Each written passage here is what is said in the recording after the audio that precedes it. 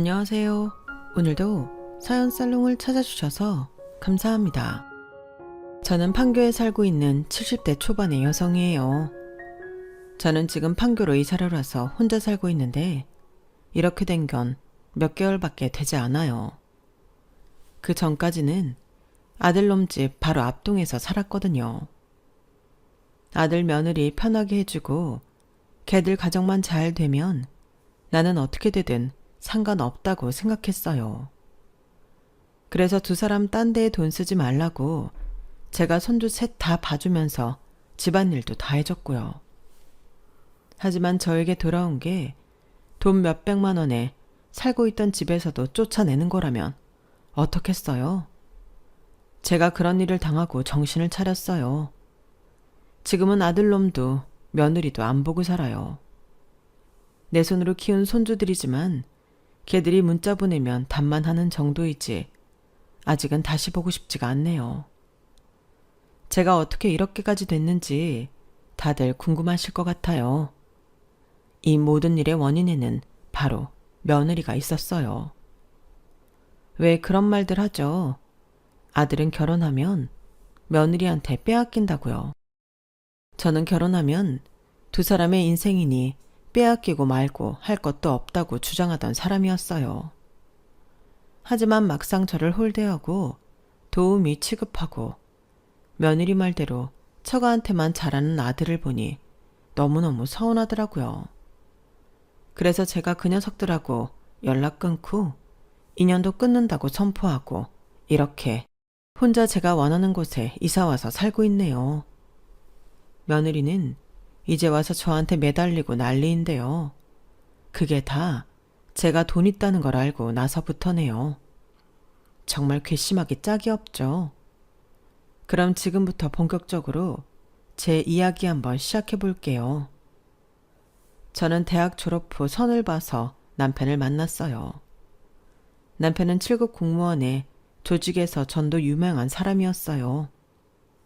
성실하고 수더분하고 요령 피울 줄 모르는 데다가 예의도 바른 편이라 윗사람들한테 많은 신임을 얻었어요. 저를 만나고서 데이트를 주말마다 딱 4번 한 후에 프로포즈를 할 때도 어찌나 성실하든지 웃음이 다 나왔어요.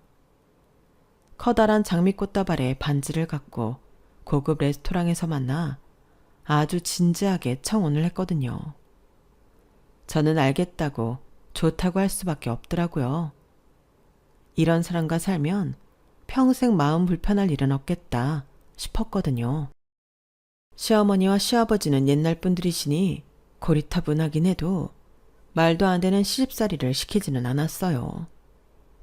저와 남편은 딸 하나 아들 하나를 낳고 오붓하게 평생 아무 걱정 없이 살 줄로만 알았어요. 아이들 대학 보냈을 때까지만 해도 그랬네요. 큰애가 대학 졸업반이던 때에 남편은 갑자기 큰 병을 얻었고 결국 그의 말에 세상을 떠나게 됐죠. 평생 남편을 의지하고 살았던 저라 엄청난 충격을 받았어요. 딸아이는 그때 이미 일본으로 유학을 가 있어서 빈소가 차려지던 날 부랴부랴 왔고요. 아들과 저는 갑작스러운 일을 함께 겪으면서 뭔지 모를 끈끈함이 생겼네요. 아마도 저는 남편을 의지했던 것처럼 아들을 의지하게 됐던 것 같아요. 저도 생각이 보수적인 편이라서 딸은 결혼하고 나면 시댁일에 더 신경 쓰고 자기 남편하고 애들 챙기느라 바쁘겠지 하며 좀 마음을 덜 뒀었네요. 돌이켜 생각해보면 남편이 간 후에 빈소에 와서 나랑 아들 챙기고 나가서 비싼 밥 사들고 와서 먹이고 장례 끝난 후 집안 문제까지 다 돌보고 갔던 건 다름 아닌 딸이었는데 말이에요. 어리석은 엄마가 이제야 그걸 깨닫고 지금은 정말 딸한테 잘하고 있어요. 비록 몸은 떨어져 있지만 전보다는 자주 카톡하고 전화도 하고 있네요.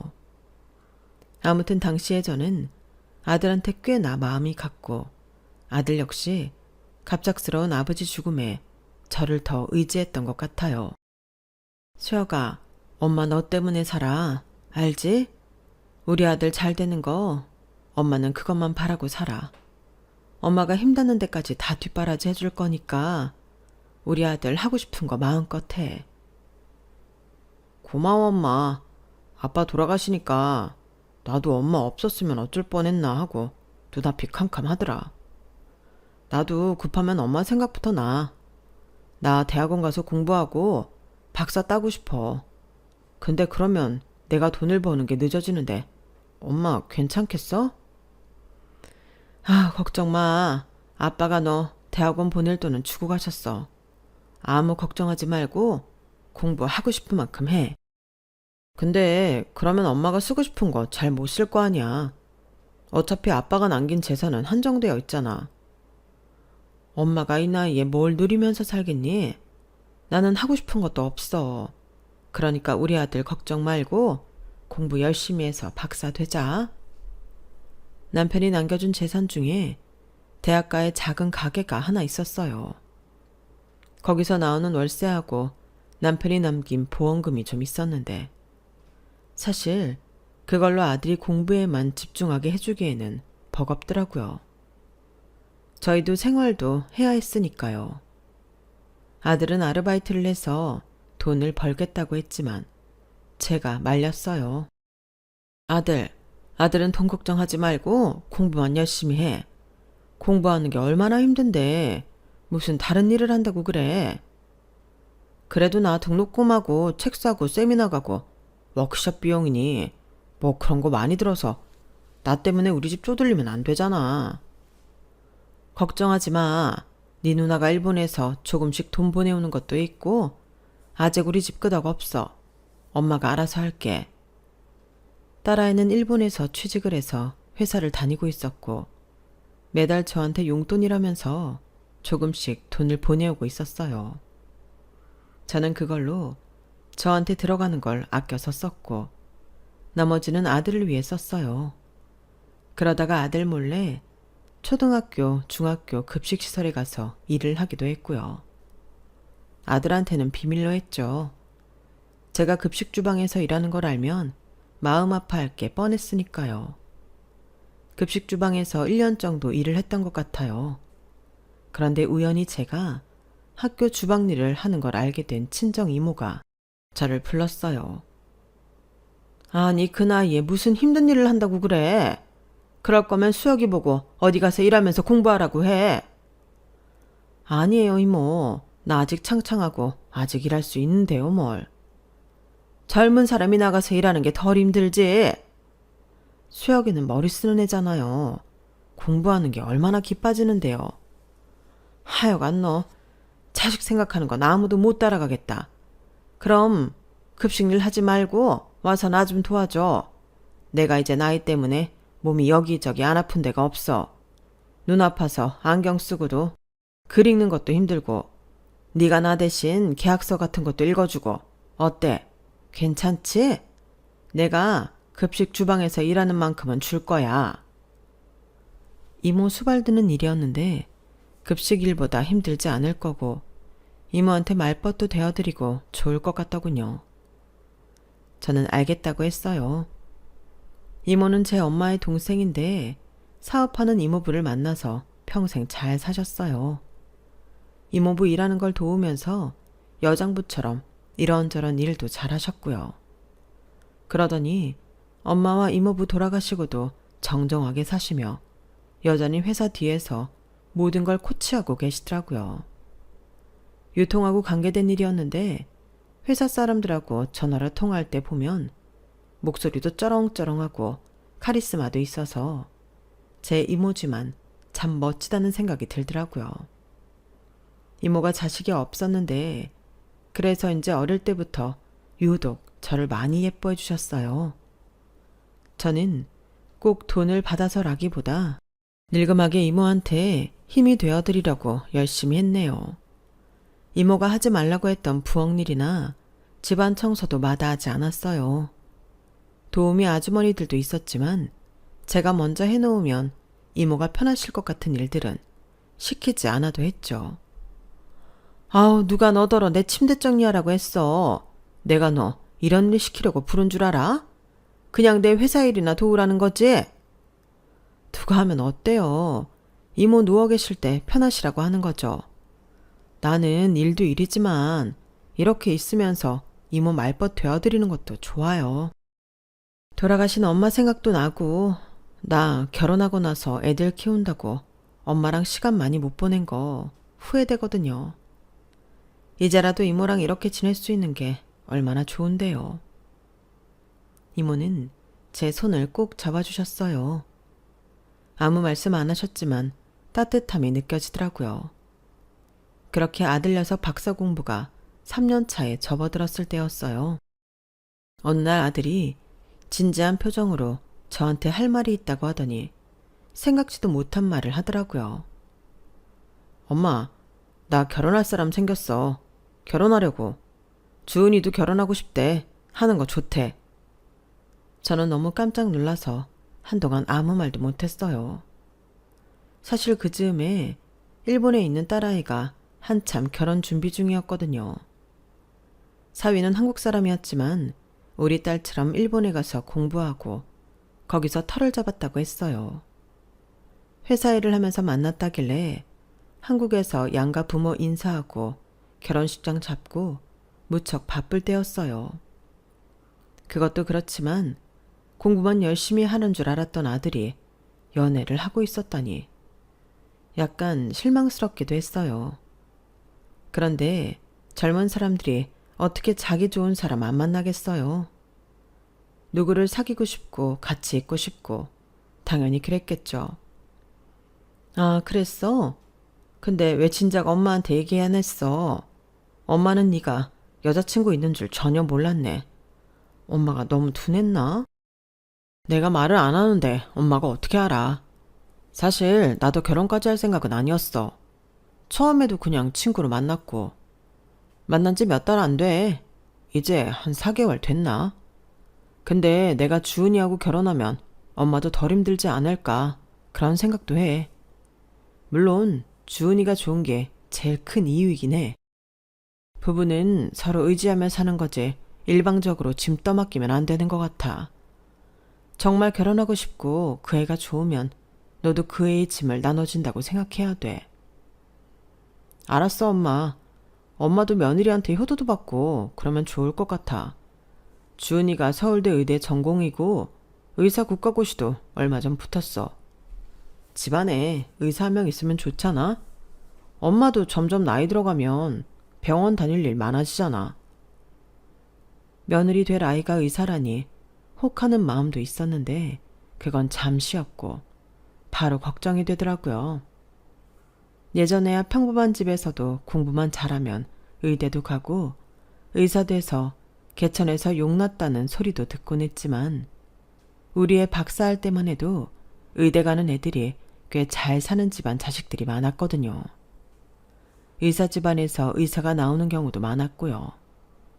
혹시라도 집안이 너무 차이가 나면 어쩌나 싶었고 남편이 먼저 간 것도 흠이 되지 않을지 별별 생각이 다 들었어요.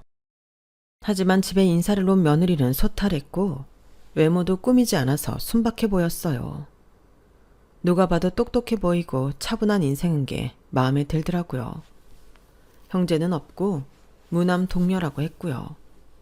어릴 때부터 혼자 자라서 이기적이라는 말을 듣지 않으려고 공부 외에 다른 활동들도 많이 했다더군요. 그것도 마음에 들었어요. 무엇보다 쌩긋쌩긋 웃으며 뭐든 좋다고 해주는 게 요즘 젊은 사람 같지 않았어요. 엄마, 준이 어때? 괜찮지?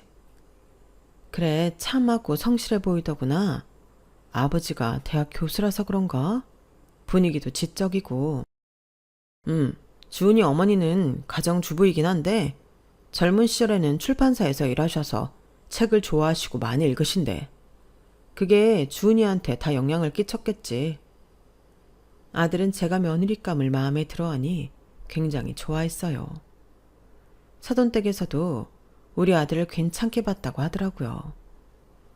딸아이는 상견례에 맞춰서 들어오려고 했지만 시간적 여유가 되지 않아 결국 자기 결혼할 때 오게 됐고 상견례는 저와 아들 그리고 사돈댁 식구 5이 조촐하게 가졌어요.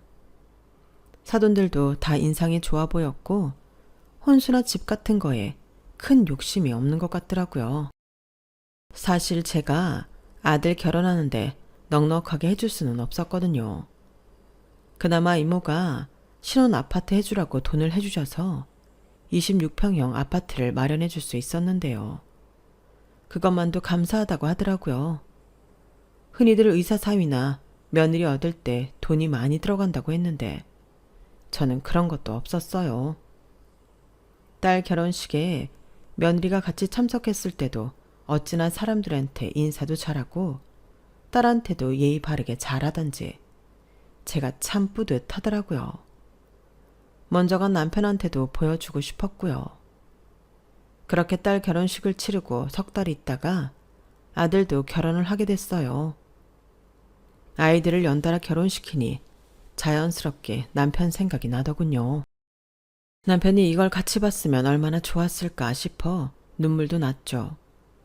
2 아이 결혼식 내내 저는 마음속으로 이렇게 말했어요. 애들 아버지, 우리 수아 수혁이가 이렇게 자기 가정을 꾸려요. 지금 잘 보고 있죠? 거기서 우리 애들 다 잘 살라고 복 많이 줘야 돼요. 끝까지 지켜줘야 돼요. 딸아이는 일본에서 결혼 생활을 시작했고 아들도 자기만의 가정을 꾸려 새로운 날들을 맞았어요. 저는 뿌듯하기도 하고 좀 외롭기도 하고 그렇더라고요. 아이들이 다 제 품을 떠난 게 실감이 났거든요. 아들은 처음에는 전화도 자주 하고 주말에도 찾아오고 하더니 점점 저를 찾는 횟수가 뜸해졌어요. 거의 대부분은 며느리가 병원 일 때문에 바쁘다는 거였어요. 대학병원에서 펠로우 과정이라나요? 그런 걸 한다는데 당직도 있고 굉장히 일이 많다더라고요. 그래, 엄마는 신경 쓰지 마. 니들 일이 중요하지. 엄마는 명절 때 만나도 되니까 부담 갖지 말고 니들 할 일에 집중해. 이렇게 말했던 게 잘못이었을까요? 아들과 며느리는 정말 저한테 거의 연락도 하지 않았고 몇 달이 지나도 단 한 번도 찾아오지 않았어요. 제가 궁금해서 문자를 보내도 며느리는 거의 답이 없더라고요. 병원 때문에 바빠서 그러려니 하고 애써 좋게 생각했네요. 솔직히 섭섭하기는 했는데 이런 걸로 시집살이 시키는 시어머니 되지 말자고 혼자 속으로 다짐하며 매번 참고 넘어갔어요. 이모가 애들이 자주 안부 전화를 하는지 정기적으로 찾아오는지 물어보시면 그렇다고 거짓말을 했고요. 사실 이모가 지들 사는 아파트를 해준 거나 다름없는데도 인사 한 번을 오지 않더라고요. 제가 백화점에서 선물을 사서 애들이 바빠서 전해드리라고 했다고 거짓말을 하며 이모한테 선물도 드렸죠. 그럼에도 애들 원망을 하지도 않았고 화도 나지 않았어요. 아이들을 이해하고 싶었어요. 그러다가 제가 딱 한 번 화를 낸 적이 있는데 그건 남편 제사 때문이었어요. 당연히 올 거라고 생각해서 며느리한테 문자를 했거든요. 얘 주은아, 이번 주말이 네 시아버지 제삿날이야. 그러니 그날만큼은 와서 나랑 제사 음식 준비도 하고 제사 잘 지내자꾸나. 네 시아버지한테 처음 인사드리는 거 아니겠니? 저녁 전에는 올 수 있니? 그런데 얼마 안 있어 아들한테서 전화가 왔어요. 엄마, 주은이한테 문자 왜 했어? 그런 거 보내지 마. 내가 알아서 할게. 그리고 우리 그날은 좀 가기 어려운데. 장인 장모님 모시고 여행 가기로 했거든. 그 말을 듣는 순간 저는 화가 치밀었어요. 아니, 뭐 때문에 여행을 가는지 모르겠지만 결혼하고 처음 있는 네 아버지 제사야. 그런데 못 온다고? 그것도 갓 시집 온 며느리가 직접 나한테 문자도 안 하고 지 남편 시켜서 시어머니한테 통보하는 거야? 내가 언제 니들 보고 집에 오라고 강요하디? 뭘 해달라고 했어? 이런 중요한 일까지 안 하겠다고 하면 니들이 자식이니? 그리고 일방적으로 전화를 끊어버렸어요. 너무 괘씸하더라고요. 그러자 다음날 저녁에 며느리한테서 전화가 왔어요. 죄송하다면서요. 어머니 죄송해요. 제가 병원 당직 때문에 못 챙겨서 그런 건데 제삿날 갈게요. 며느리는 주말 저녁 때 아들하고 같이 와서 저와 함께 제사 음식도 준비했고 아들도 처음에는 저와 어색했지만 밥을 먹으며 많이 풀어줬어요. 제사 드리고 나서 밤늦게 둘이 집에 돌아가기 전에 며느리가 이런 말을 하더라고요. 어머니, 저 임신 8주예요. 저도 몰랐는데 엊그제 알았어요. 아휴, 그랬어? 어머나, 그럼 미리 말을 하지. 축하한다. 임신하고 초기에는 일 많이 하면 안 되는데 내가 괜히 일을 시켰네. 미안해서 어쩌나? 아니에요. 뭐 크게 문제될 일 없었으니까 괜찮아요. 어머니, 저 아이 낳고도 계속 바쁠 것 같거든요. 첫째 아이 갖고서 이렇게 무리해서 시아버지 제사도 모셨으니까 저희 아이 키워주실 거죠? 물론이지. 키우다마다 내가 힘 닿는 데까지 도와주마. 저는 아들과 며느리한테 철석같이 약속을 했고 그 약속을 지켰어요. 첫 손주로 예쁜 딸을 낳았는데 정말이지 눈에 넣어도 안 아프다는 말이 뭔지 알겠더라고요. 자식하고는 또 다른 게 손주더군요. 저는 그 무렵 이모네 집에 매일 가지 않고 일주일에 2번만 갔는데요. 그 나머지 시간은 온통 손주를 키우고 아들 며느리 뒤치다거리 하는 데에 썼어요. 정말 정성을 다해 키웠네요. 그 사이 아들은 대학의 전임 강사로 임용되어 조금은 안정적이 되었어요. 하지만 강사 월급이 빤하잖아요.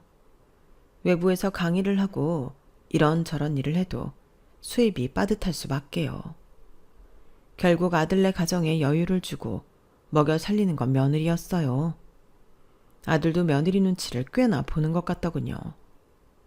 며느리는 자기가 자는 시간에 조금만 부스럭거리는 소리가 나도 굉장히 예민하게 반응했어요. 제가 새벽에 애들 집에 가서 아침을 해주고 아이를 볼 때도 그랬죠.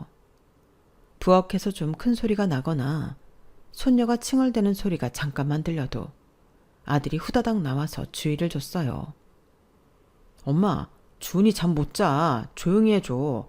알잖아. 주은이가 병원이라면 얼마나 힘든지. 우리가 개인 병원도 못 차려주는데 대학병원에서 항상 피곤하게 일하는 거 집에서라도 잘 쉬게 해줘야지. 알았어. 근데 반찬 만들다 보니 어쩔 수 없이 소리가 났어. 아무튼 주의할게.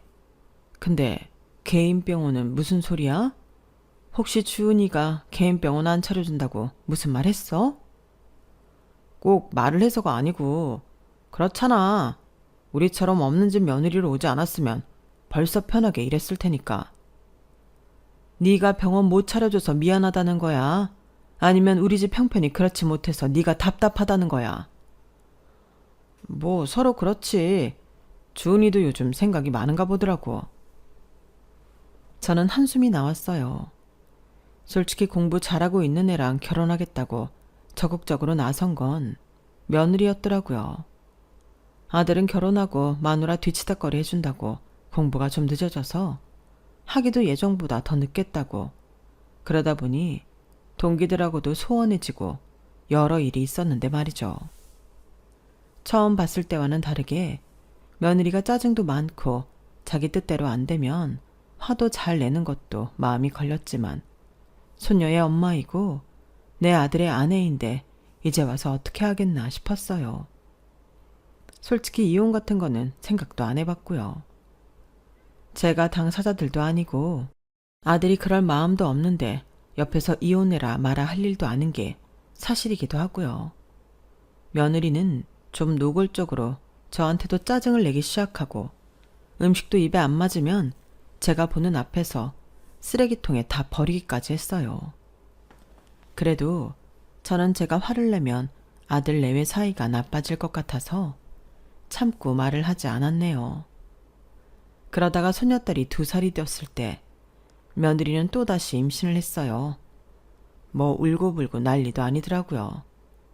자기가 이 아이들을 다 어떻게 키우느냐, 아이는 더 갖지 않으려고 했는데 너무 힘들다.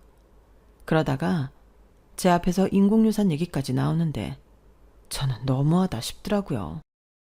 네가 힘든 건 알겠다. 의사 일하며 아이들 키우는 거 힘들지. 그래서 내가 윤서도 키우잖니. 너 신경 안 쓰게 하려고 노력하잖아. 그럼 어머니가 계속 키워주세요. 저 안 그러면 아이 못 낳아요. 나야 내 손주들인데 봐주는 게 뭐가 어렵겠어.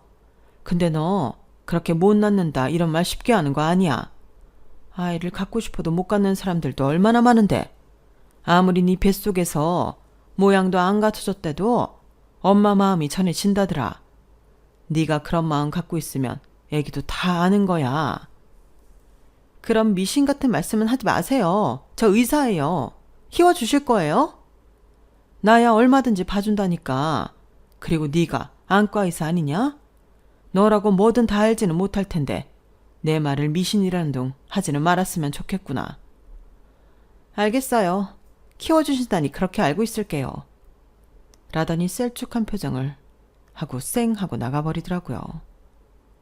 그때 제가 참 섭섭했던 게 지 임신했다고 쉬러 간다면서 친정부모 모시고 제주도로 2박 3일 놀러 가더군요. 아들 녀석도 같이 갔고요. 손녀가 있으면 잘 못 쉰다고 저한테 맡기고서요. 섭섭했어요. 저라고 놀고 싶지 않겠어요? 아들 내외가 결혼하고 단 한 번 저랑 같이 어디 가자고 하거나 가까운 야외도 가본 적이 없으니까요. 늘 힘든 일은 제 차지라는 생각에 애들이 사돈댁이랑 제주도에 가고 나니 많이 서럽더라고요. 그래서 손녀를 데리고 이모한테 가서 그때야 몇 년간 마음에 묵혀두었던 하소연을 했어요. 이모는 노화 때문에 기운은 좀 없으셨지만 여전히 정신도 또렷했고 정정하셨어요. 아휴, 이 사람아. 그러게 왜 손녀를 봐준다고 했어. 요새는 부모도 자식한테 돈 받아가며 손주들 시간제로 돌봐주는 세상이야. 그렇게 계산적으로 하기 싫었는데 애들은 나한테 계산적으로 구는 것 같아요. 그리고 윤서 보면 예쁘잖아요. 그런 아이를 두고 돈 따지고 시간 따지고 그러는 게 할머니답지도 않고 아무튼 그래요. 근데 애들은 참 나를 섭섭하게 하네요. 자네 그 고운 마음 다 돌려받을 때가 있을 거야. 걱정 말게. 이모는 제 손을 꼭 잡아주셨고 저는 거기에 참 많은 위로를 받았어요. 그때 이모가 제 기분 풀어주신다며 손녀랑 호캉스를 시켜줬었네요. 서울에서 제일 좋은 호텔에서 말이에요. 오만 거 다 누리며 즐겁게 시간을 보냈고 손녀도 굉장히 좋아했어요. 나중에 손녀가 서툰 말로 지 아빠랑 엄마한테 저랑 호캉스 다녀온 이야기를 하니까 며느리가 이러더군요. 어머니, 그렇게 잘 지내실 줄 알았어요. 제가 그래서 어머니 걱정은 안 해요. 얄미웠지만 그냥 웃고 말았네요. 반면 아들놈은 저랑 손녀를 굉장히 부러워하더라고요. 와, 나도 그런 데에서 대접받으며 푹 쉬고 싶다. 부럽네. 엄마, 다음에 나도 데려가. 너는 네 마누라 앞에 꼭 붙어있는데 어떻게 데려가? 가자고 물어볼 수도 없잖아. 네 마누라 스케줄 대고 강의 시간도 변경하는 녀석이 나랑 어디를 가겠어? 엄마, 말에 은근히 가시가 있는 것 같네. 그거야 주은이 일정이 우선이니까 그렇지. 근데 나는 놀러가도 노는 것 같지도 않아. 장인장모 챙겨야 되고. 네가 선택한 일 아니냐는 말이 입 밖에 나올 뻔하는 걸 저는 입을 꾹 닫고 삼켰어요. 그때 며느리는 쌍둥이를 가졌었고 애들이 태어나고 나서 저는 더 정신이 없었어요. 제가 두 신생아를 동시에 돌보는 게 너무 어려워서 며느리한테 친정 어머니가 한 명은 맡아주실 수 있는지 물어봤더니 며느리가 아주 펄쩍 뛰더라고요. 어머니, 이건 약속이 다르잖아요. 아이 낳으면 달 돌봐주신다고 하셔놓고서. 그리고 저희 엄마는 허리도 안 좋고 몸이 약하셔서 안 돼요. 딸내미는 엄마나 똑같다고. 그래도 제가 사돈한테 전화해서 슬쩍 아이를 한 명 돌볼 수 있는지 물어보니까 자기는 절대 못한다며 딱 선을 긋더라고요. 지 딸이 낳은 아이 친정 엄마가 돼서 한 번도 돌보지 않는 게 참 어이없었지만 사람마다 다르니 어쩌겠어요. 결국 이번에도 이모가 도와주셨어요. 저한테 도우미를 붙여주신 거죠. 민정아, 이거 다 내가 돈 지불할 거니까 걱정 말고 편하게 해라.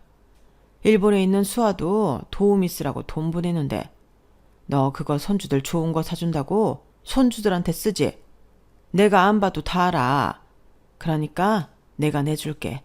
너한테 돈 주면 또 다른 데에 쓸 게 뻔하니까. 이모는 그렇게 제가 큰손녀의 쌍둥이 손자들을 키우는 데에 여러모로 도움을 주셨어요.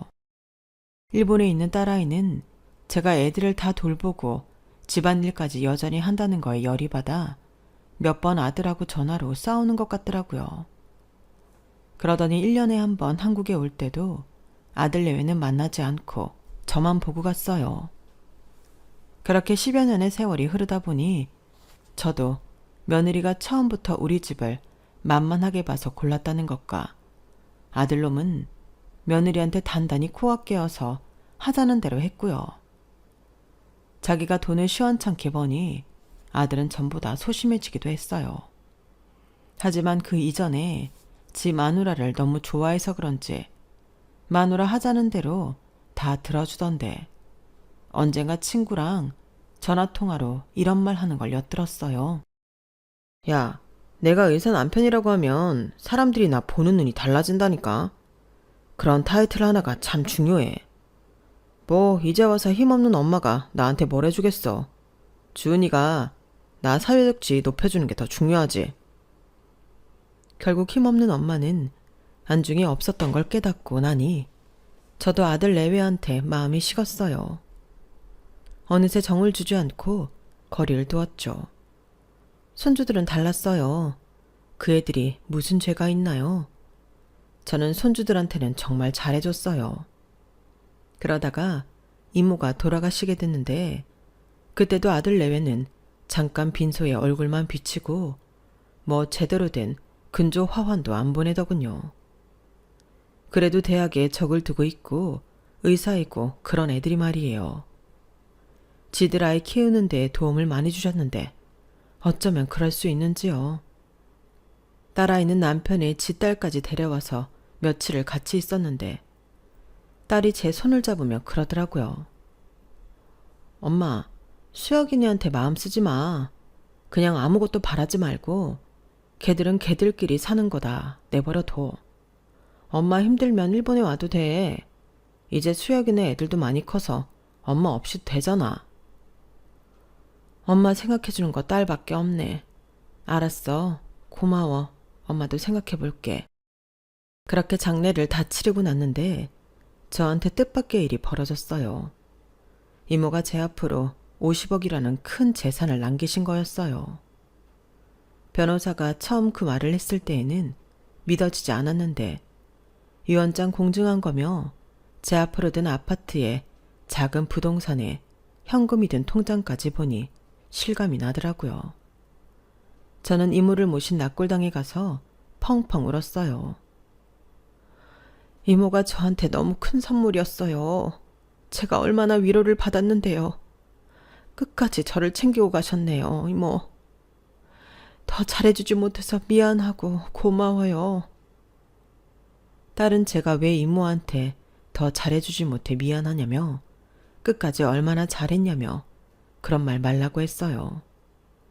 그러더니 이러더라고요. 엄마, 이런 재산 받은 거 수혁이네한테는 말하지 마. 나도 할 생각 없어. 걔들 얼마나 이기적인지 다 알았는데 내가 뭐하러 걔들 좋을 이야기를 해.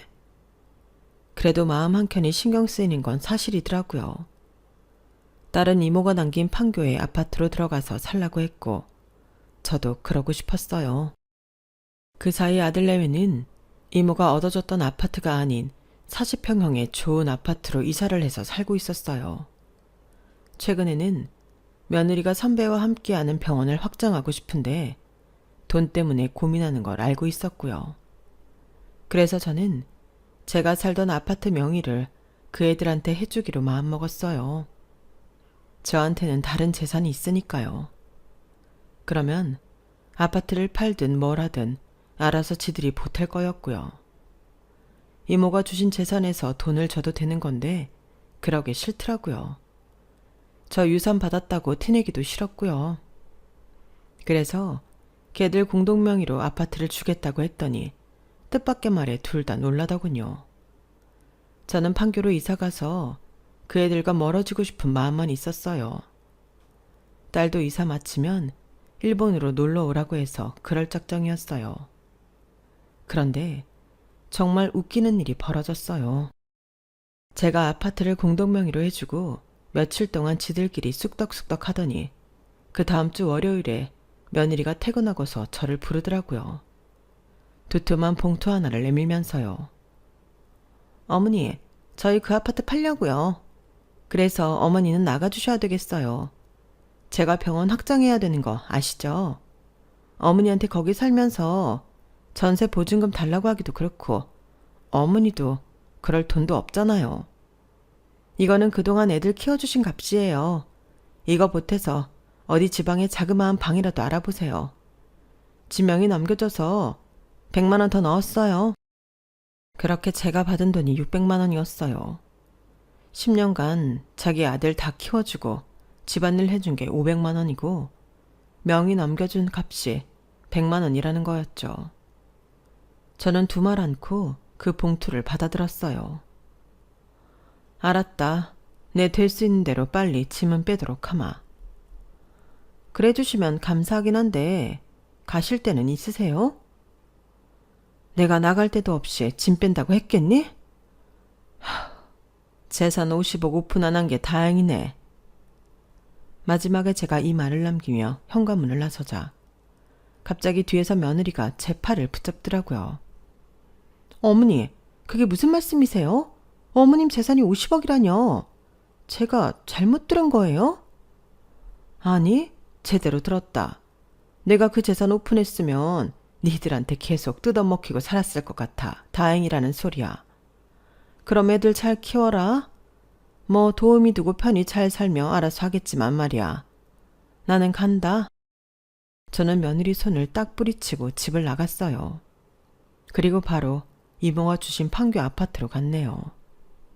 아들네 집보다 조금 넓은데 기본적인 가구며 가전제품까지 있어서 꼭 모델하우스 같았어요. 사실 짐은 이미 쌓아놓았고 다음날 트럭이 와서 제가 싸놓은 짐만 갖다 주기로 했기 때문에 저는 정말 홀가분하게 판교에서 첫날을 지내게 됐어요. 딸한테도 나왔다고 전화를 했고요. 저한테 600만 원 주더라는 이야기를 하니 딸이 화가 나서 가만 안 두겠다고 하는 걸 제가 그렇게 살게 내버려 두라고 했네요. 엄마, 지금 어디야? 집에도 없네. 어디가 있는 거야? 나랑 얘기 좀 해. 딸 전화를 끊고 나니 아들한테서 전화가 왔더라고요. 나는 이제 더 이상 할 얘기 없어. 너나 네 마누라랑 더는 아무 말도 하고 싶지 않아. 지금 어디야? 어디가 있는 거야? 이모가 주신 아파트로 왔다. 왜? 너 여기 못 찾아와. 내가 안 알려줄 거니까. 나한테 재산이 있다고 하니 왜?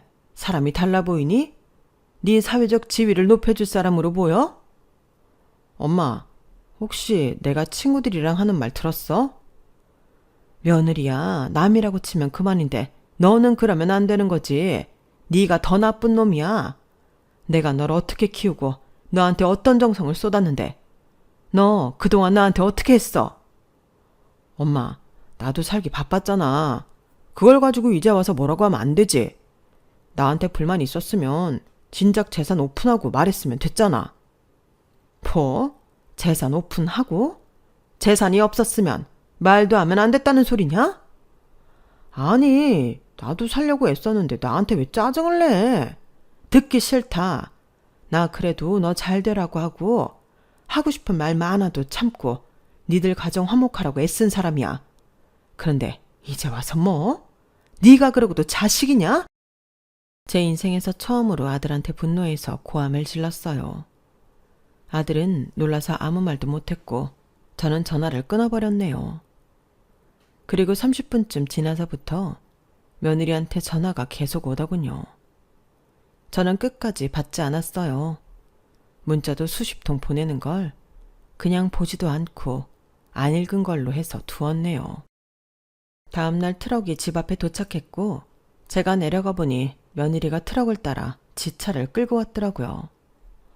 어머니, 밤새 전화도 안 받으시고 문자도 답이 없으셔서 걱정했어요. 혹시 어디 아픈 건 아닌가 해서요. 아니, 그 수많은 세월 네 새끼들 키우느라 팔다리 아프고 허리 아플 때도 걱정 안 하더니 뭐 하룻밤 연락 없었다고 내 걱정을 하니? 여기는 왜 왔어? 내가 진짜 50억이 있는지 확인하고 싶어서? 어떤 집에 살게 됐나 궁금해서? 며느리는 얼굴이 빨개져서 어쩔 줄 몰라 하더라고요. 나 니네 이제 안 보고 싶어. 네 새끼들 키우는데도 신물이 나서 평생 볼 손주들 다 봤어. 그러니까 이제 나 찾지 마라.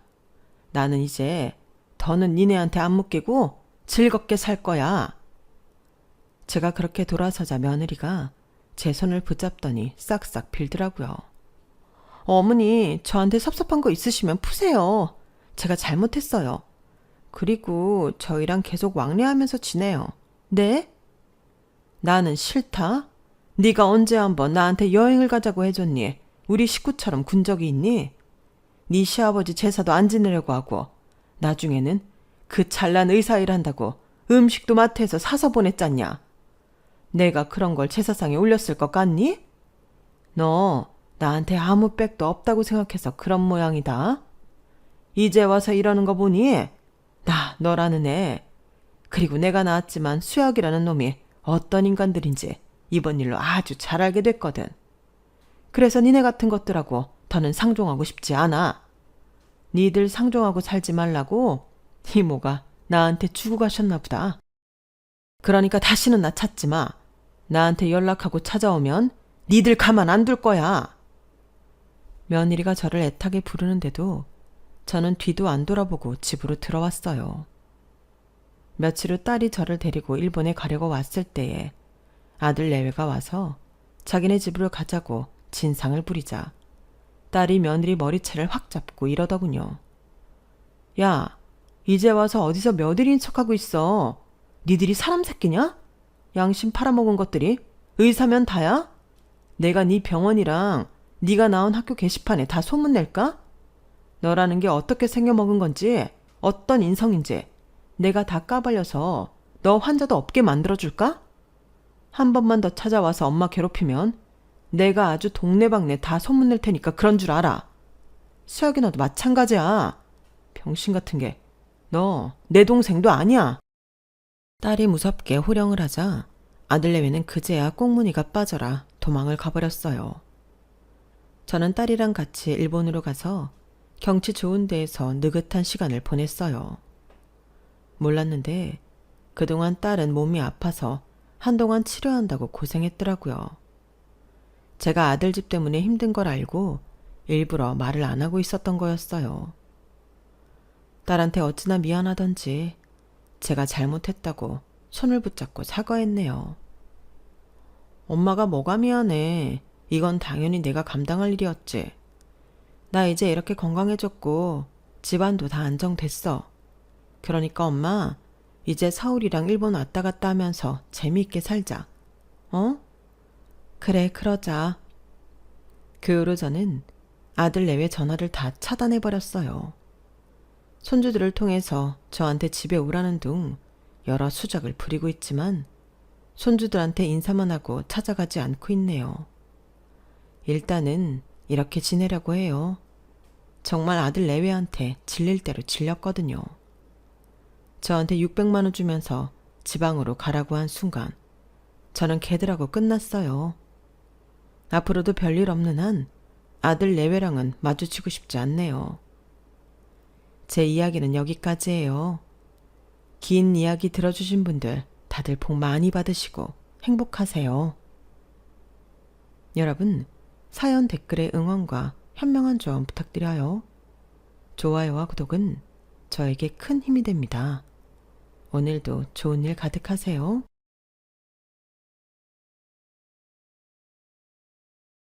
안녕하세요. 오늘도 사연 살롱을 찾아주셔서 감사합니다. 남편과 함께 커피 사업을 하고 있는 40대 여성이에요. 얼마 안 되는 인생을 사는 동안 잊을 수 없는 순간이 몇 번 있었어요. 좋은 일이었다면 좋겠지만 안타깝게도 저희 부부에게는 가슴에 사무치는 상처가 된 순간이었죠. 하지만 그로 인해 우리 가족은 똘똘 뭉치게 되었어요. 세상에 믿을 건 우리 가족밖에 없다는 걸 알게 되었으니까요. 지금이야 웃으면서 말할 수 있지만 한때는 정말 속으로 피눈물을 흘리며 어금니 꽉 깨물고 버텨야 했어요. 언제고 반드시 받은 대로 갚아주겠다는 생각을 하면서요. 그리고 15년이 지난 지금 우리 부부는 우리 눈에서 피눈물을 뽑은 인간들한테 제대로 복수할 수 있었어요. 그래서 이렇게 사연도 보내게 되었습니다.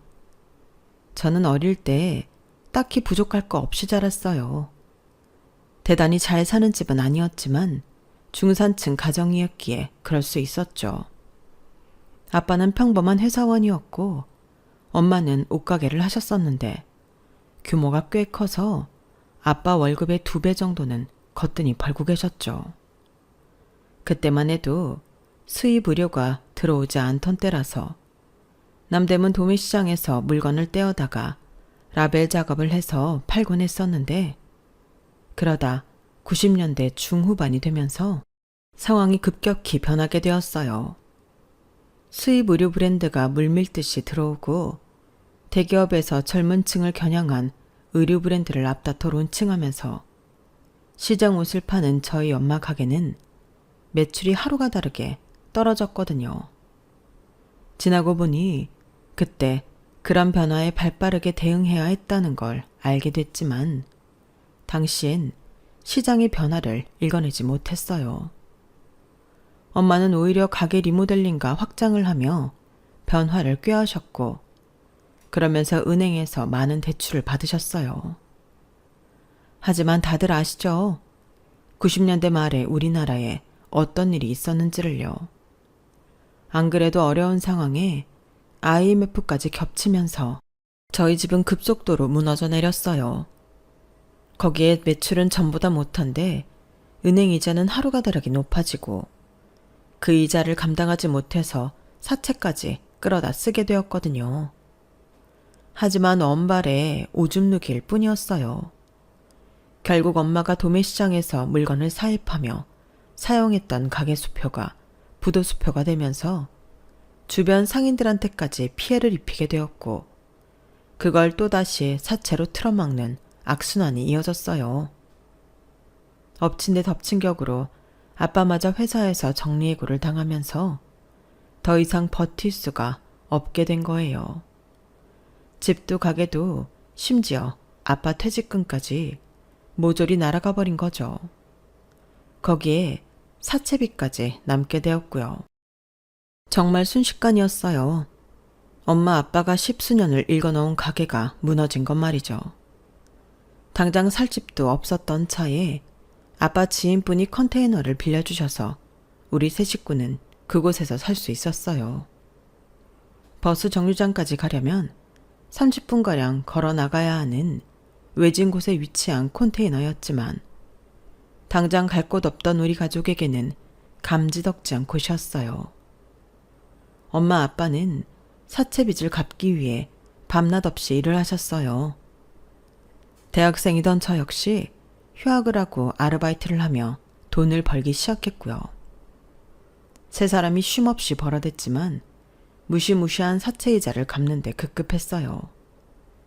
그렇게 3년을 죽어라 벌어서 갚은 끝에 드디어 사채의 늪에서 벗어날 수 있었죠. 그제야 저는 복학을 할 수 있었고 이듬해 정들었던 컨테이너를 떠나 시내에 있는 월세집으로 이사할 수 있었어요. 대학 졸업만 하면 취직을 할 수 있을 줄 알았던 저는 IMF 여파로 더욱 거세진 취업 전쟁 속에서 쉽게 살아나가지 못했어요. 취업은 안 된 채 아르바이트만으로 생계를 유지하는 날이 이어졌어요.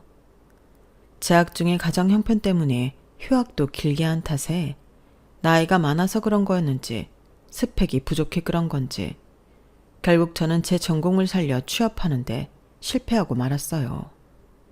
그리고는 전공과 상관없는 요식업계에 취업하게 되었어요.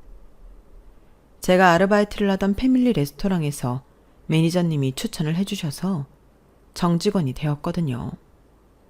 이런 말 하기 그렇지만 처음엔 좀 창피했어요.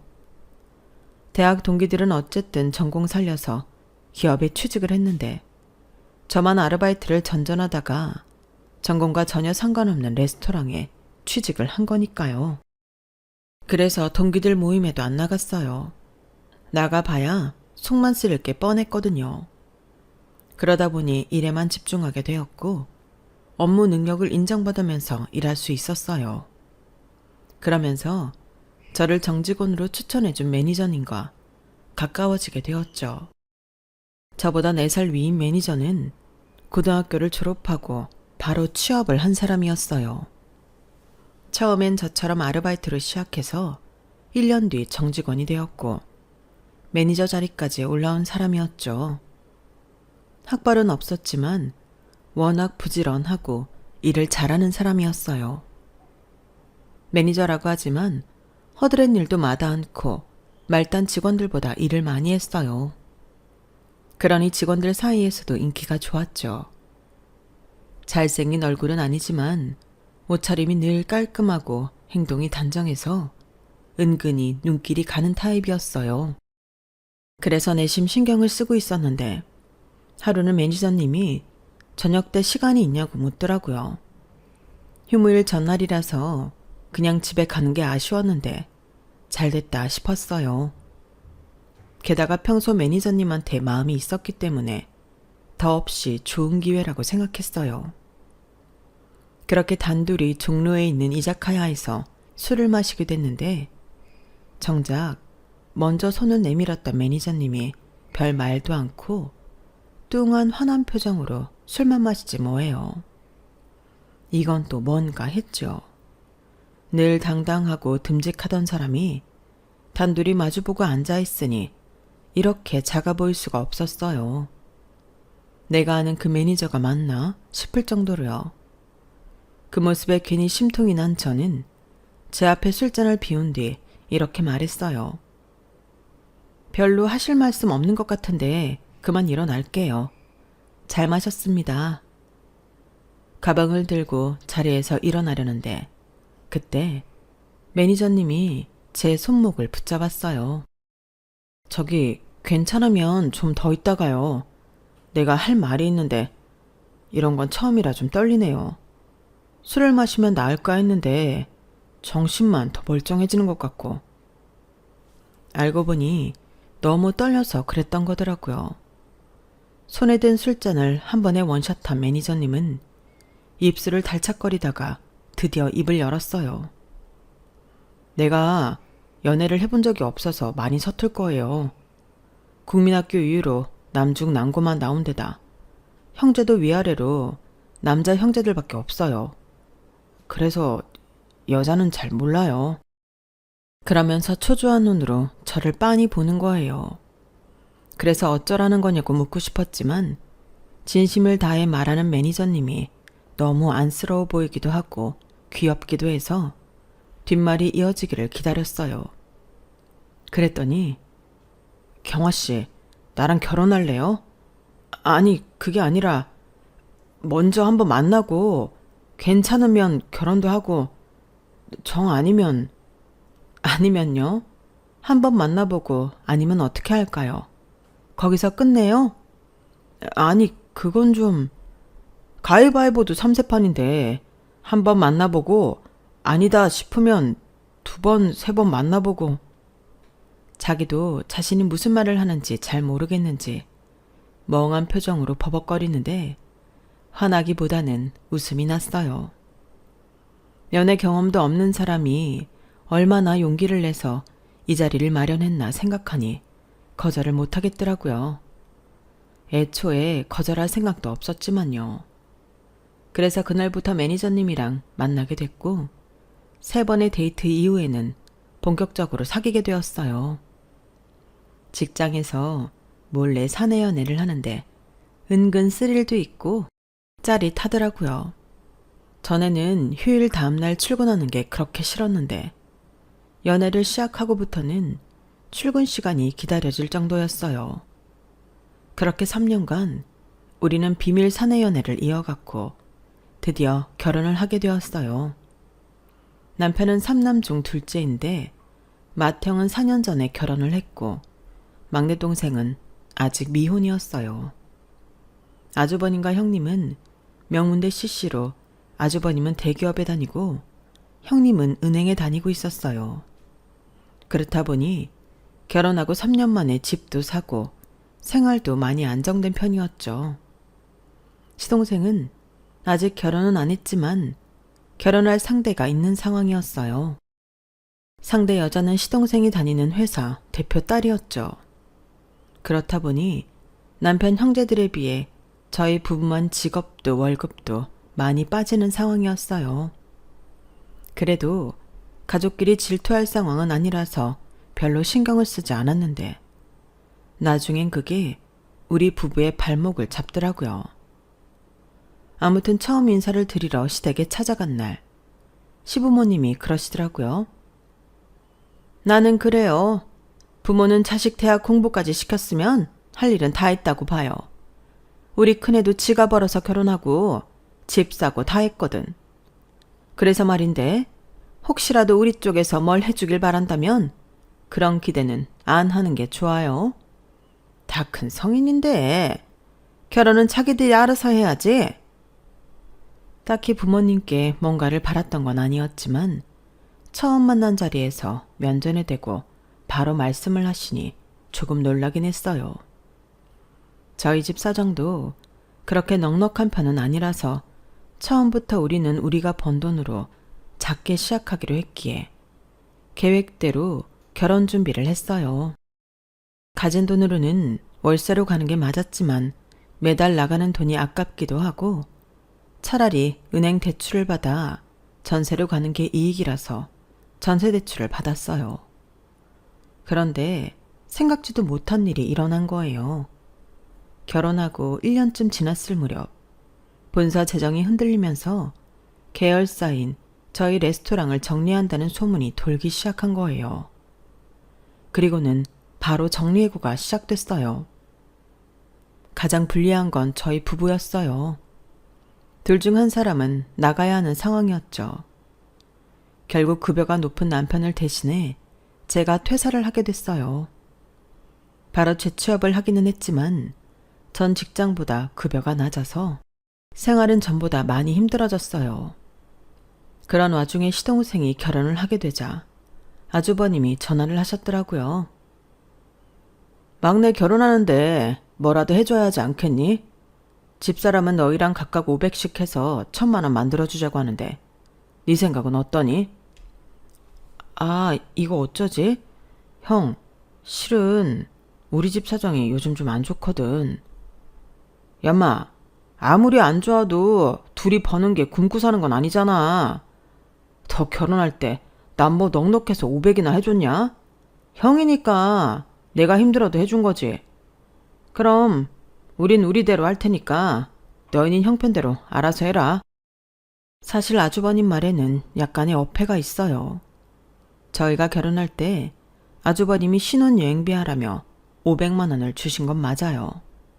하지만 그건 제 남편이 아주버님 결혼하실 때 축의금으로 500만 원을 해드렸기 때문에 똑같이 액수를 맞춰서 주신 거니까요. 도련님의 경우는 저희 결혼할 때 아무것도 안 해주셨거든요. 그렇다고 해서 저희도 똑같이 안 하겠다는 건 아니지만 그래도 큰 액수를 해줄 수는 없을 것 같았어요. 그래도 한다고 해서 200만 원을 시동생한테 보냈는데 액수가 적어서 그랬는지 시동생이 돈을 받고도 고맙다는 말도 안 하더라고요. 결혼식 때문에 바빠서 깜빡했나 보다 했는데 신혼여행에서 사온 선물을 보니 그게 아니었더라고요. 아주버님께는 100만 원이 넘는 양주를 드리고 저희한테는 하와이에서 유명한 마카다미아 초콜릿 한 상자를 주더라고요. 그걸 보니 저도 표정 관리가 안 됐어요. 그러자 시동생이 그러더군요. 작은 형은 양주 안 마시잖아. 그래서 작은 형수 드시라고 초콜릿으로 샀어. 작은 형수, 초콜릿 좋아하죠? 네, 잘 먹을게요. 고마워요. 없는 살림에 제 한 달 월급에 달하는 200만 원이나 축의금으로 줬는데 이런 식으로 대놓고 차별을 하다니 정말 얄미웠어요. 200만 원과 500만 원의 차이는 저도 잘 알아요. 그래도 100만 원대 양주랑 만 몇천 원짜리 초콜릿은 아니죠. 그런데 이보다 더 어이가 없는 건 아주버님이 500이나 시동생 축의금으로 내준 이유였어요. 우리한테는 받은 만큼만 돌려주던 아주버님이 자기 결혼할 때 한 푼도 안 낸 막내한테 500만 원이나 축의금을 준 데엔 그럴 만한 이유가 있었어요. 바로 동서 친정 때문이었죠. 은행원인 손윗동서는 막내 동서의 도움을 받아서 자기네 은행으로 동선의 친정회사 급여 지정은행을 바꾸게 하려고 물밑 작업을 했던 거예요. 결혼 전부터 시동생을 통해 부부 동반으로 식사 자리를 많이 만들고 동서한테 수시로 선물도 많이 했더라고요. 도움이 안 되는 우리 부부만 쏙 빼고 말이죠. 그걸 알고는 솔직히 기분이 좋지 않았어요. 그래서 집에 오는 길에 남편한테 서운한 감정을 토로했죠. 아무리 그래도 그렇지 이런 걸로 사람 차별하고 그러냐? 삼형제 중에 어떻게 우리만 쏙 빼고 두 집만 어울리냐고. 정말 그러는 거 아니야. 사람 인생 모르는 거라고. 우리라고 뭐 언제까지 이러고 살 줄 알아? 아이고 그렇게 서운했어? 미안해. 내가 좀 능력이 있었으면 이럴 때 당신 속상하게 만들지 않았을 텐데. 자기 속도 말이 아닐 텐데 제 걱정을 해주는 남편을 보니 더는 화를 낼 수가 없었어요. 솔직히 제 삼형제 중에 제 남편만 대학을 못 다닌 데는 이유가 있었어요. 제 남편이 공부도 꽤 했었는데 집안 형편 때문에 남편이 대학 진학을 포기한 거였거든요. 그때 아주버님이 한 해 휴학을 하고 학비를 벌었다면 제 남편이 대학에 갈 수도 있었지만 아주버님은 끝까지 양보하지 않았어요. 취업할 때 힘들어진다면서 끝까지 고집을 부렸던 거죠. 거기에 제 남편은 희생이 된 거예요. 그리고는 제 남편이 취업을 해 두 해 뒤에 대학에 들어간 동생 학비를 대게 되었죠. 그렇게까지 했는데도 이렇게 얄밉게 나오니 더 미운 거예요.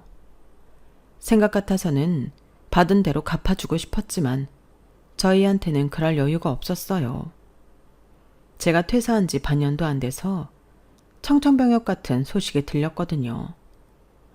남편이 다니던 패밀리 레스토랑이 본사의 경영 악화로 사업을 접게 된 거예요. 순식간에 직장이 사라지자 남편은 하루아침에 실업자가 되었어요. 그때부터 우리 부부의 시련은 시작되었죠. 하필 그때 저는 임신 3개월 차라서 7개월 뒤에 태어날 아이 걱정과 더불어 매달 들어가야 할 은행 대출 이자와 생활비, 그리고 그 외의 비용을 감당하기 어려워진 거예요. 그런데도 시부모님은 매달 드리던 용돈이 밀리자 바로 전화를 하시더라고요. 아니, 매달 돈백이나 보내는 것도 아니고 꼴랑 30만 원 보내면서 그걸 밀리니? 너 설마 네 친정에만 돈 보낸 거 아니니? 어머님, 용돈 못 보내드린 건 정말 죄송한데요. 솔직히 지금 상황에 저희가 부모님 용돈 챙겨드릴 여력까지 없어요. 그이 회사 나온 뒤로 아직 자리 못 잡고 일용직으로 일하는 거 어머님도 아시잖아요. 그리고 저희 친정 부모님은 우리 그이 직장 그렇게 되고부터 저희가 드리는 용돈 안 받으세요. 오히려 김치며 쌀이며 매달 보내주신다고요. 어머머, 얘 말하는 것 좀 봐. 너 지금 내가 니네 집에 김치 쪼가리 안 갖다 줬다고 시위하는 거니? 쌀 좀 안 파다 줬다고 시애미한테 성질내는 거냐고. 세상에, 누가 시애미고 누가 며느리인지 모르겠네. 그래, 더럽고 치사해서 앞으로는 네가 주는 돈 안 받을란다. 그깟 30만 원 가지고 이렇게 생색내는데 내가 그 돈을 어떻게 받겠니? 어쩜 이렇게 다른 며느리들하고 다른 건지. 이런 거 보면 있는 집에서 자란 애들이 확실히 가정교육도 잘 된 것 같다. 큰애도 그렇고 작은 애도 그렇고 매달 용돈 보내고 철마다 우시며 굳으며 사다 나르면서도 너처럼 건방은 안 떨어. 네가 심보를 그렇게 쓰니까 네 남편 하는 일이 그 모양이지. 참, 누가 보면 남의 자식 얘기하는 줄 알겠어요. 제 남편도 엄연히 자기 아들인데 어쩜 그렇게 함부로 말을 할 수 있는 건지 정말 이해가 안 가더라고요. 그날 시어머니 전화를 끊고 얼마나 울었나 몰라요. 돈 앞에서 가장 빨리 얼굴을 바꾸는 건 바로 가족이란 사실을 똑똑히 알겠더라고요. 그 후로도 시댁 식구들의 차별은 끊이지 않았어요. 제가 우리 아들을 출산했을 때 기저귀 한 장 안 사오던 시부모님과 아주버님 내외는 이듬해 동서가 딸을 낳자 선물을 바리바리 싸들고 동서한테 가더라고요. 명절에 모일 때도 시어머니는 용돈 많이 주는 형님과 동서한테는 일을 안 시키면서 저는 돈 주고 부리는 사람 대하듯 바닥에 엉덩이 붙일 시간도 안 주고 일을 시켰어요. 나중엔 아주 대놓고 그러시더라고요. 원래 돈이 없으면 몸이 고달픈 거다. 큰애랑 작은애는 열심히 벌어서 내 용돈이며 화장품까지 다 사다 주는데 너는 몸으로라도 때워야 할 거 아니니? 그러니까 이 약 물고 돈 벌어. 원래 돈 없으면 무시당하는 거야. 나 하나 되니까 며느리인 너한테 이런 얘기를 해주는 거야. 고마운 줄이나 알아. 아주 2번 고마웠다가는 큰일 나겠더라고요. 가난한 자식이라 잘 사는 자식들과 차별한다는 걸 어쩜 이리도 당당하게 밝히시는지 어떤 면으로는 참 대단하다는 생각까지 들었어요. 그런데 사람이 그렇잖아요. 기대를 안 하면 그 사람이 뭐라고 하든 별로 신경도 안 쓰이는 거요. 언제부턴데 제가 시부모님을 비롯해 시댁 식구들한테 그런 감정 상태가 되었어요. 많아야 1년에 한두 번 얼굴 마주하는 사이라서 그때만 양쪽 귀 딱 열어놓고 니들은 떨어져라. 나는 내 갈 길 갈란다. 이런 생각으로 말이죠. 사실 애 키우면서 살림하랴 일하랴 다른 데는 신경 쓸 시간이 없기도 했고요. 남편은 요식업계에 종사했던 경력을 살려 원두 수입회사에 취직을 하게 됐는데 그게 남편 적성에 잘 맞았던 모양이에요. 굳이 그러지 않아도 되는데도 시간을 쪼개 바리스타 자격증까지 따더라고요. 그런데 웃긴 건 시험 준비를 하는 남편을 옆에서 보다 보니까 저도 한번 해보고 싶다는 생각이 들더라는 거예요. 그래서 남편이 바리스타 자격증을 따고 몇 개월 뒤 저도 바리스타 자격증을 따게 되었죠. 당장 써먹지는 못해도 혹시 또 아나요? 사람 일은 모르는 건데. 그런데 마침 그 무렵 테이크아웃 카페 전문점이 하나둘 생겨나기 시작한 거예요. 작은 평수에서 할 수 있는 거라서 가게세도 적게 들고 홀에서 손님을 받는 게 아니라서 인건비도 안 든다는 게 무척이나 매력적으로 다가오더라고요.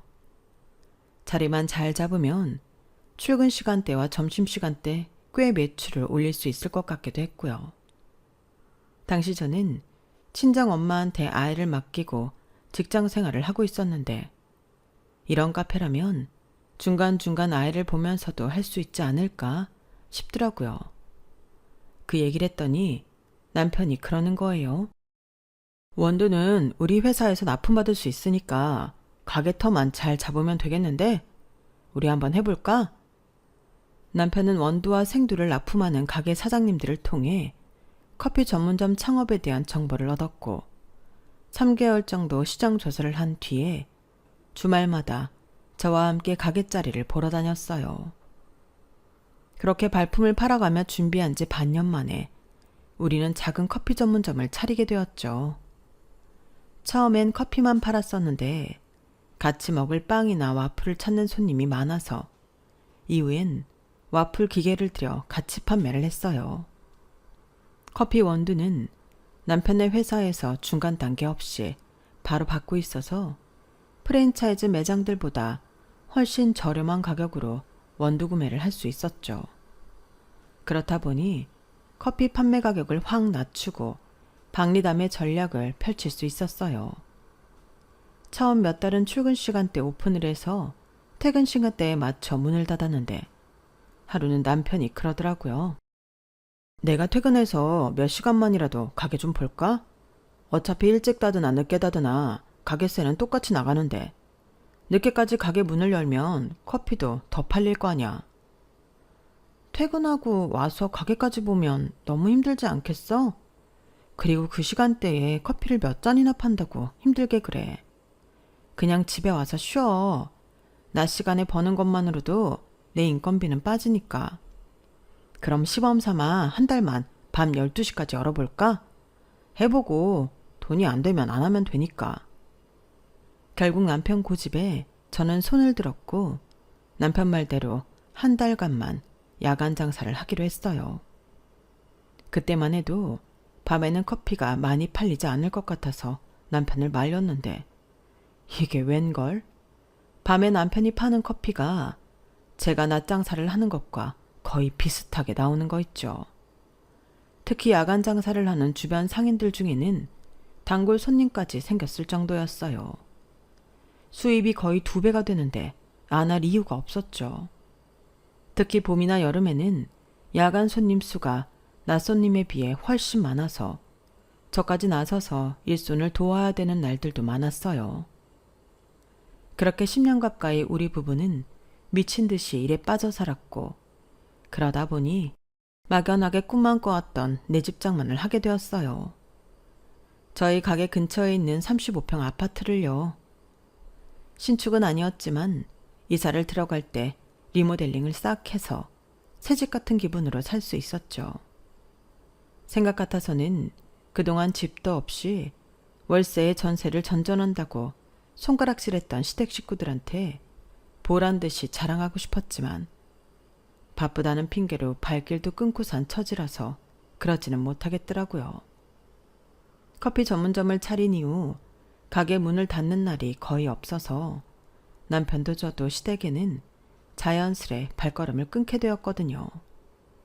시댁에서도 저희가 안 온다고 찾는 사람도 없어서 자연스레 그렇게 된 거죠. 그러던 어느 날이었어요. 그날은 손님이 많아서 남편을 도와 밤장사를 같이 하고 집에 돌아오는 길이었는데 남편이 뜬금없이 시동생 얘기를 꺼내더라고요. 성준이 말이야. 아까 낮에 회사로 전화했더라고. 도련님이 웬일로? 왜? 장인어른이 회사라도 물려준다고 그랬대? 도련님은 자랑할 게 있을 때만 자기한테 전화하잖아. 그러자 남편이 피식 웃더니 그러는 거예요. 그게 아니라 이혼한다나 봐. 그 녀석이 바람을 폈던 모양이야. 재수씨가 그러 알고는 집에서 나가라 그랬대. 회사에서도 나오게 된 모양이고. 아무래도 장인회사니까 다니기 좀 그랬겠지. 웃겨 정말. 돈 많은 와이프 덕에 팔자 고쳤다고 자기한테 그 자랑을 하더니 지복을 지가 찾네. 그래서 당신한테 뭐라 그랬는데? 설마 돈 빌려달래? 맞구나. 어머, 진짜 양심도 없어. 지가 우리한테 어떻게 했는데 이제 와서 돈 빌려달란 소리를 해? 그래서 빌려준다 그랬어? 아니, 나한테 돈이 어딨어. 집 사느라 영혼까지 탈탈 털었는데. 난 없으니까 형한테 부탁해보라 그랬지. 근데 이미 형한테 말했다가 거절당했던 모양이더라고. 몇 번 돈 얘기했더니 형도 형수도 이젠 지 전화를 안 받는다네. 그런 사람들인 거 몰랐대? 쌤통이다. 암튼 당신 앞으로도 절대 돈 빌려줄 생각하면 안 돼. 그랬다간 봐. 당장 나랑 이혼이야. 그날 시동생한테 전화가 왔었다는 얘기를 듣고 내심 걱정이 됐어요. 돈 없다는 남편의 말에 시동생이 순순히 포기할 위인이 아니란 걸 알고 있었으니까요. 막내라서 그런가 형들한테 들러붙고 뜯어먹는 거 하나는 기가 막히게 잘하거든요. 그런데 아니나 다를까 며칠 뒤 주말에 시아버지가 가게로 찾아오셨더라고요. 시동생까지 함께요. 주말이라서 남편과 함께 가게를 보고 있었는데 아버님과 시동생이 제가 있는 걸 보고는 살짝 눈치를 보시더라고요. 딱 보니 저 없는 시간에 찾아와 남편한테 돈 얘기를 꺼내려고 했던 것 같았어요. 그걸 알고도 제가 자리를 비켜줄 리 없죠. 그러자 시동생이 잠깐 밖에 나가서 얘기 좀 하자며 제 남편을 끌어당기더라고요. 그래서 제가 딱 잘라 말했어요.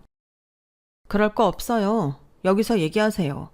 의자도 있고 커피도 있는데 굳이 돈 버리고 다른 가게 가서 차 마실 일 있어요? 왜? 내가 들으면 안 되는 얘기예요? 그런 거면 아예 하지 마세요. 당연히 안 되는 일일 테니까. 애미야, 못 본 사이 너 아주 맹랑해졌다. 어디 남자들 일에 끼어들어? 아버님, 오늘 여기 오신 이유 돈 얘기하려고 오신 거잖아요. 제가 틀렸나요?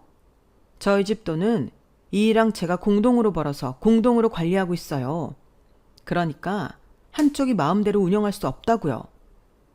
뭐 돈 얘기하러 오신 게 아니라면 제가 자리 피해드릴게요. 도련님, 어떻게 할까요? 그러자 시동생은 한숨을 푹 쉬더니 돈 얘기하러 온 게 맞다고 하더군요. 그러자 아버님이 대뜸 끼어들어서 그러시는 거예요. 듣자 하니 얼마 전에 아파트를 샀다면서. 그래서 말인데 니들 아파트를 담보로 1억만 빌려다오. 이 녀석이 돈 한 푼 없이 이혼당하고 나와서 당장 먹고 살 길이 없잖니. 1억이면 이런 가게 하나쯤은 할 수 있을 거 아니니. 죽어가는 사람 살린다 생각하고 니들이 힘 좀 보태라. 아버님, 그건 안 되겠는데요. 저희들 힘들 때는 도움은커녕 가난하다고 무시하고 따돌리셨잖아요.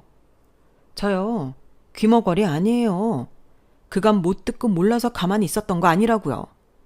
어머님, 아버님 그동안 저희만 빼고 아주버님네랑 도련님네랑만 데리고 해외여행도 다니시고 골프도 치러 다니셨던 거 다 기억한다고요.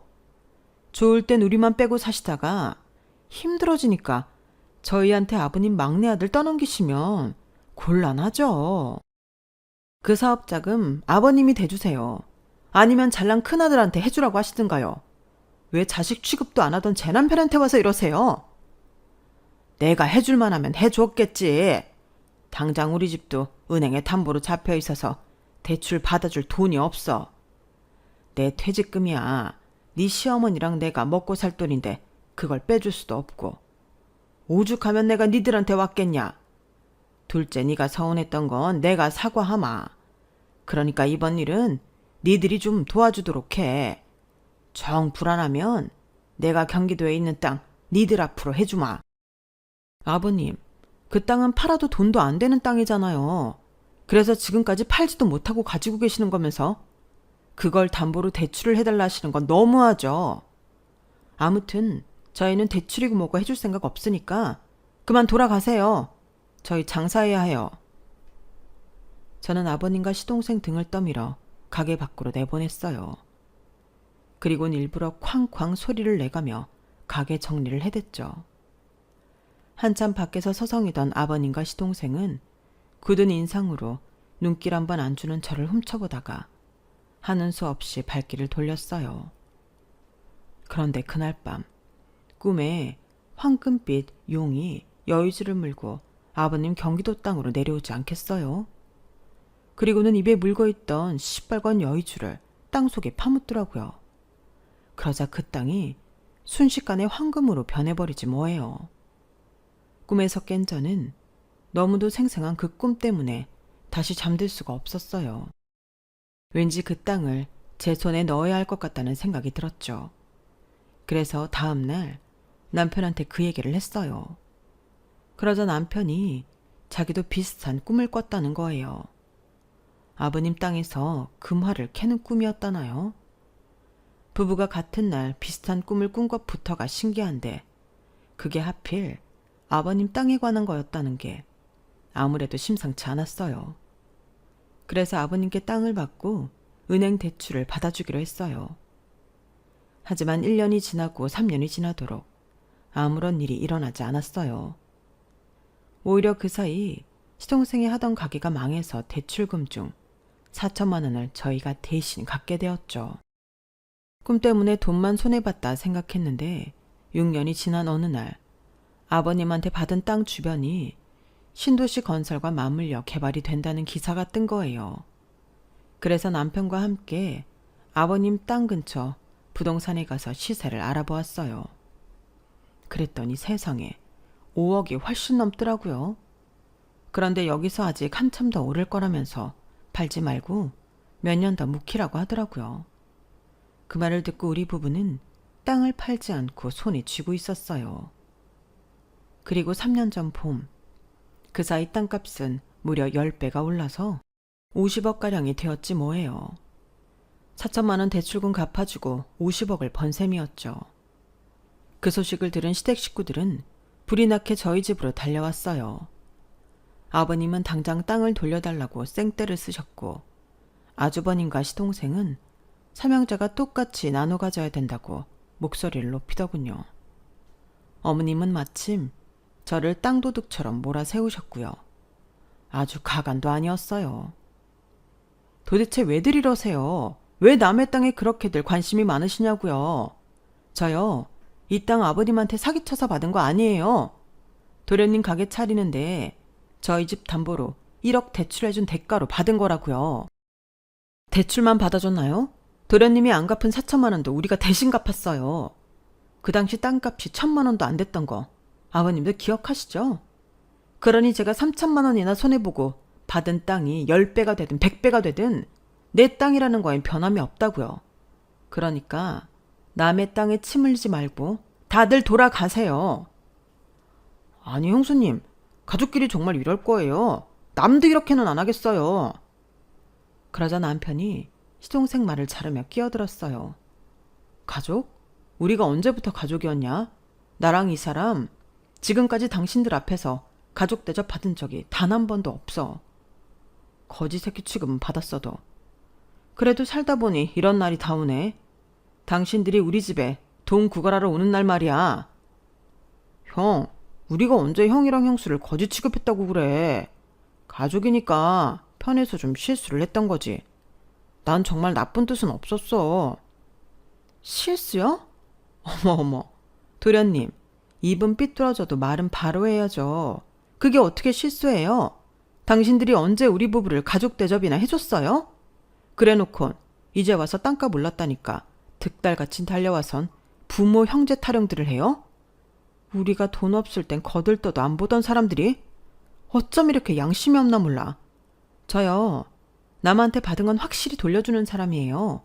그런데 당신들한테는 좋은 걸 받은 기억이 하나도 없네요. 가난하다고 멸시와 조롱받은 것밖엔 아무 기억이 안 난다고요. 그러니까 험한 꼴 당하기 싫으시면 조용히 돌아가세요. 혹시나 해서 하는 말인데 앞으로도 우리 집에 찾아와서 가족이니 뭐니 되도 않는 소리 짓거리면 나 그땐 정말 머리에 꼭 꼽는 수가 있어요. 미친년 칼춤 보고 싶으면 어디 한번 해보라고요. 그동안 가슴에 꼭 끌어안고 살았던 서름을 한 번에 터뜨린 저는 시댁 식구들을 우리 집에서 내쫓았어요. 언제고 반드시 받은 대로 되갚아주겠다는 결심은 이렇게 10수년이 지난 지금에서야 실현이 되었답니다. 현재 저희 부부는 땅을 팔고 받은 돈으로 경기도에서 커피 전문점을 크게 하고 있어요. 이제는 정직원도 3명이나 두고 아르바이트생도 쓰면서 운영을 하고 있죠.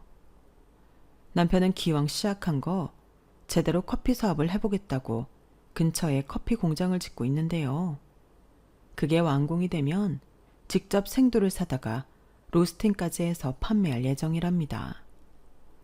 가난해서 형제들한테마저 외면당하던 우리 부부는 힘든 시간을 서로 의지하면서 살아왔고 마음속으로만 품었던 복수도 할 수 있었어요. 지금 이 순간 혹시 저희 부부처럼 힘겨운 시간을 보내는 분들이 계시다면 끝까지 용기 잃지 마시고 버텨보세요. 그러면 그 끝에는 웃는 수가 있는 순간이 반드시 있을 겁니다. 저희 부부가 그랬던 것처럼 말이죠. 지금까지 제 사연을 들어주셔서 감사합니다. 건강하시고 항상 행운이 가득하길 바랍니다. 여러분, 사연 댓글에 응원과 현명한 조언 부탁드려요. 좋아요와 구독은 저에게 큰 힘이 됩니다. 오늘도 좋은 일 가득하세요.